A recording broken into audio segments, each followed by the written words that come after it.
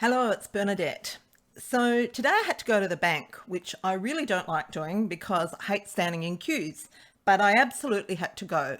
And when I got there, I saw this queue a mile out of the bank.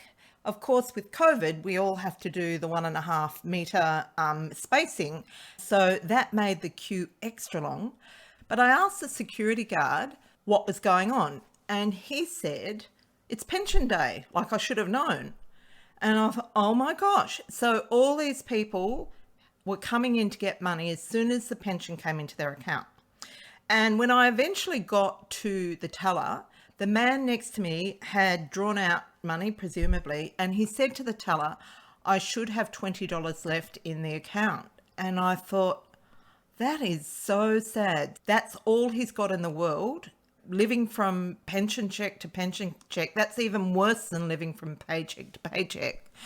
I couldn't help thinking these people are one reno away from having a cash reserve so that they don't have to go and wait in the queue the minute the pension hits their bank account.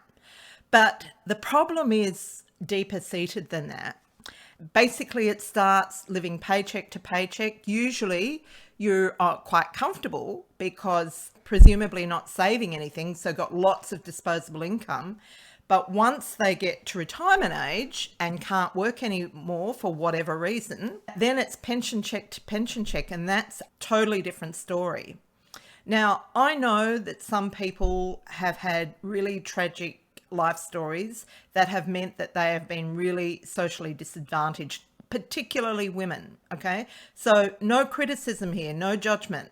But what I do want to say is that if you are finding that you're living paycheck to paycheck now, do something about it while you still can, because when you're in the pension queue, you've run out of options. Nobody on a pension is going to be able to get a loan. So the time is now.